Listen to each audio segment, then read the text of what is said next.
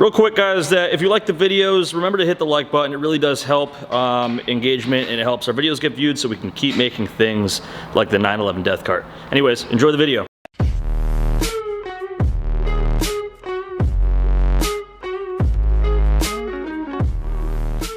How's it going, Team Boosted? Welcome back to another video. Today we are going to be building a chassis that is stronger than this, because this drivetrain, I think we're shooting for like 500 to 550 wheel horsepower. I think in the past we said like 300. Yeah, but I mean this motor was built by James. It's more than capable of handling that, so. But if we're gonna go for 500 wheel in a thing that weighs pretty much nothing, we're gonna have to reinforce this chassis as much as we can to make it handle that. First thing we're gonna do though is we're gonna give you an update on the one rotor. Today, we're going to address a situation that probably contributed to its demise, and I'm pushing on it pretty hard right now. And you can hear that all of the brakes are kind of engaged a little bit. We don't know what the issue is. The brake kit was supposed to work you know, as a bolt-on. James has the same brake kit on his Beetle. It's the same style, so it should bolt onto this, and we know his works, so we're gonna head over to his house and pull the brakes off of that. In addition to that, Devin, what have we done with this stuff? We've already gotten in contact with some guys in Canada about having all of this stuff resurfaced and redone. And that way we're not doing the same mistake we've done every time we've built this motor and using just used up parts that are questionable at best. So we're gonna get our irons lapped, we're gonna get our center housing refinished, and we've got the power seals you guys suggested. We're gonna get the rotating assembly. Here's the E-shaft for the one rotor. We're gonna get the whole rotating assembly balanced. Yeah, instead of just rebuilding it over and over, we might as well just do it right one time and hope for the best. Okay, so we're in James's garage. Celica 911 slant nose, regular 911.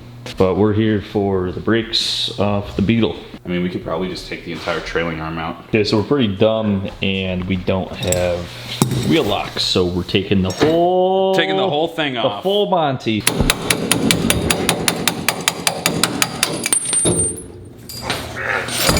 Oh God.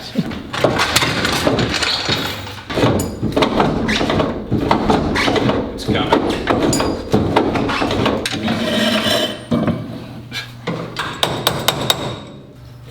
Slut.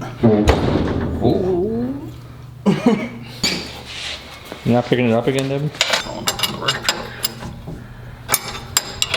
This thing's got so many threads. Smash your finger, dude? Was it one of those, times. the nut breaks loose? Yep, and my hand goes flying at Mach 1 into a sharp piece of material. Got it. Ow.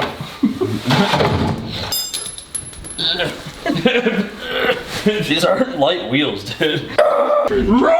Okay, shocks. And maybe wheels for the Death Cart. We'll see how big and stupid they are. It's gonna be big and stupid, but I think they're the right choice. And brakes. Yeah, brakes for the Speedster that don't drag 24 hours a day. Okay, so we wanted to change the bolt pattern on the front. We're back in the garage, by the way, if you can't tell. So we got the CB Performance brake kit, which is gonna give us the bolt pattern we want, a little bit of extra performance. These little single pot should be fine. This thing's not gonna weigh much more than maybe 1,200 pounds. I would doubt that we'd be north of 1,500 on the very big end. We brought the chocks over so we could build some cantilever suspension, and then what'd this do? I don't know. This is a sway bar kit for a ball joint beam. So we've also got drop spindles right here, so we don't have to lower the beam to like crazy levels. Keep the ball joints happy. With the ball joints is how you adjust camber, right? Yeah, exactly. Like if you look at this goes into somebody said it's impossible to do camber. Yeah, I can actually show you exactly how this works. Because if you look at the top hole on the spindle, this is where the upper ball joint goes. You can see how big it is. If you drop this in, which they actually have those stock, because if you look at the suspension on the beam, you can see there's like a large nut under where the ball joint connects. You can kind of see it right there in between. It's hard to see, but it's hard to see. The lighting's not great on it. The taper for the ball joint's actually in this, and you can offset it. So like that would move the top of the spindle out. So that would be positive camber. You got negative camber, and you can kind of vary in between to get caster adjustment as well. And also, as far as caster goes, because I know that guy also said we'll never get enough caster, we're gonna beef these up a little bit, but as far as a rough concept goes, this is kind of what we're thinking.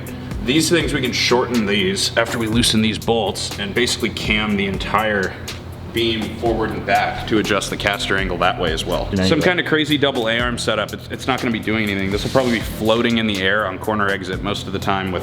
And the benefit of this is this weighs like literally 1 billion pounds, which we actually need.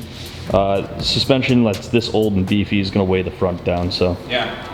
And it's here and it fits, so we're going to go ahead and get started on the front conversion so we can put those big ass stupid bud nicks on. Hell yeah.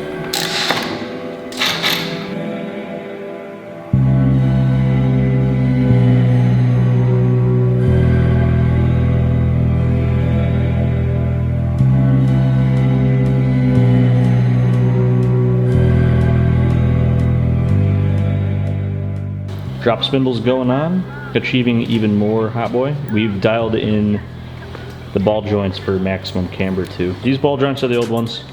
Yeah, we got new ones. We're not wasting them on something we're probably gonna have to take apart for paint, so. We no doubt messed up the camber, but we got whatever. we got the 5 lugs on there, and we're about to. These guys are nice and heavy, and these wheel bearings are nice and new. That's pretty sweet. It's a good wheel.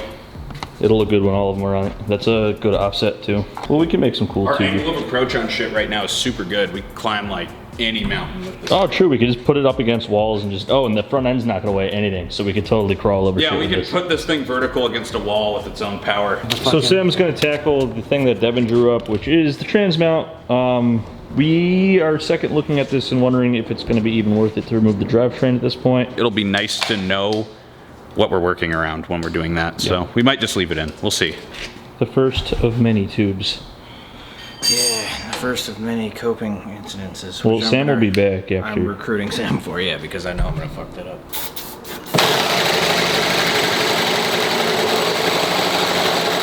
Here's the problem. The bend is slightly wrong. Oh, there you go. Just need to open the top coat a little bit. I have a mustache now, by the way. You, You're like one of the few people that don't look like a pedo with a mustache. It's because I'm large, it's hard for me to steal a child. easy to steal a child. Yeah, you can carry. I can't get away with them. Nobody could stop you though. Okay, so subframe's out. We have decided to remove the drivetrain because this is gonna suck ass with all the shit in here. So we didn't need any of this because like our mounting points are fixed in space, so we can just give ourselves more room. Drivetrain coming out. So we got the motor and transmission out.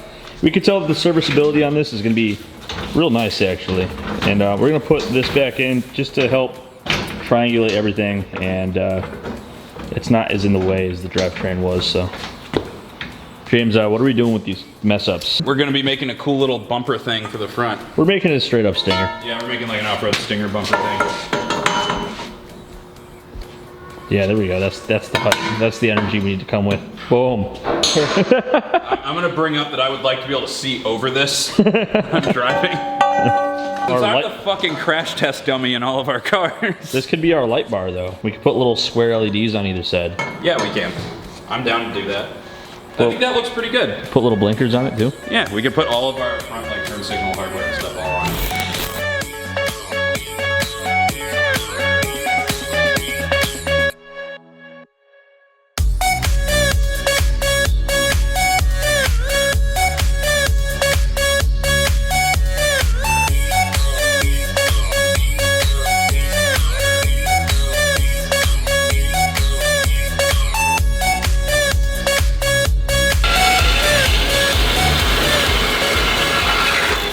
Sam has tasked us with making a jig so that we can keep the tubes straight in any kind of like X-brace joint or anything where we've got two tubes crossing.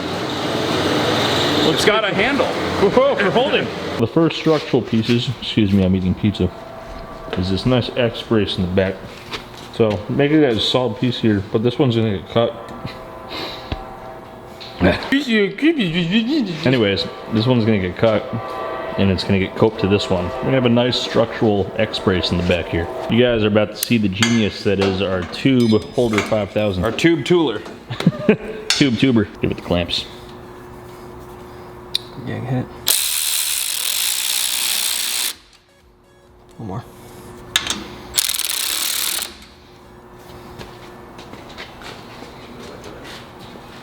Wow. That gap opened up quite a bit.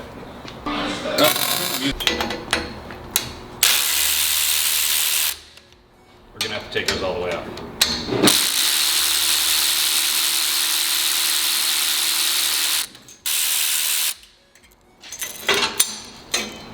That's how that tool works. And it looks fucking sweet. Can't wait to do these other nodes and then take off all the scrap garbage. Wow. Wow. There's still some left, but Nelson doesn't think he says wow that much. wow. He doesn't? He says wow a lot. He says He does wow say a lot. wow a lot. But he doesn't think he does. Wow. Has you seen the videos? Fun facts. Wow.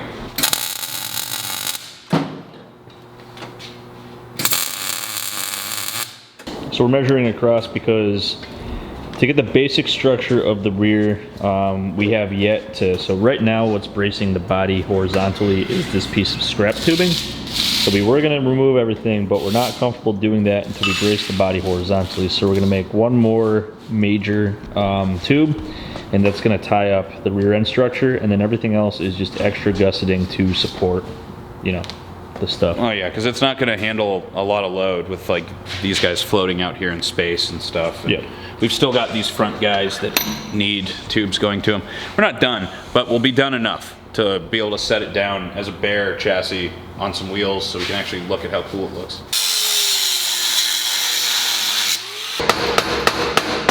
Ooh, that's a tight fit. Yeah. It's in there. It's in there good. You don't need it. Till it falls the fuck out. See? I felt that when I was working it. Okay, so in the one rotor we have this crossbar over the transmission. We pretty much have replicated that here. Everything's just on a bigger scale here. Oh, I looked right at it. Devin's removing the last of the garbage.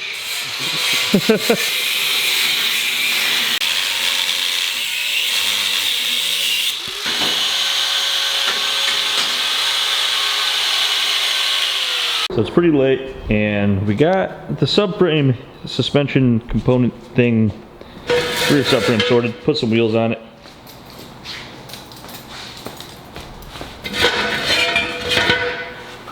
Let's see how it sits. You want to just lift?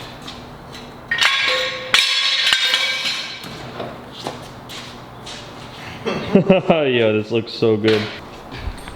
I hope you guys appreciate how absolutely ridiculously big these tires are on this thing. So back here we have our kind of like transmission cradle, and it's our subframe mount for our 996 Porsche suspension. And then we got this cross brace, and then everything else we're just going to tie together so it's nice and stiff. So in the next video we're going to be working on suspension, and we're going to be strengthening up the front of the chassis, kind of how we did the rear tonight. Got some misalignment going on in the front. That's just because none of the tapers on the tie rod ends are right. Just flopping all over the place. Okay, so here's what we're working with. It's as low as it can get. Why is that the case? I'm pretty sure the shocks or the ball joints are bottoming out right now on travel. Well, we have the drop spindles, and we have Yeah, we got the beams. beam adjuster set to maximum low, so I don't think it's gonna stay quite at like the 2.5 to 3 inches of ground clearance it has right now. So we got the basic architecture of the rear there, pretty much. I mean, like we were saying earlier, there's still these front two subframe mounting locations on both subframes we need to tie into the frame. We're going to be doing a little bit more tie-in back here because like this is all kind of just floating in space. It needs a little bit more rigidity on it. we're thinking about raking this up forward so we can move the seating position away from the death fan, and to give the weight distribution kind of a chance. Yeah, fighting chance. Fighting chance. Because right now the front end definitely weighs like 50 pounds, it feels like, when you lift it. It doesn't weigh anything up there, but the back end's getting kind of heavy. So in the next video we're going to be doing suspension and finishing up the chassis beefacizing. I believe on Friday we'll be working on that. But we're going to wrap this one up, and that means we're going to give products away from boostedshades.com. Devin's going to go ahead and pick the winner. All right, this video's winner is Matthew McKibben. All right, hit us up at Teamboosted at boostedshades.com. or through any of our social media platforms. If you guys want to win, if you're new here, all you got to do is like, subscribe, leave a comment. The comment could be anything, but we ask you guys stuff at the end of the video in case you can't think of anything. Where's the dyno sheets for this over there? Yeah, they're over on the shelf. This video's question is a bit of a guessing game.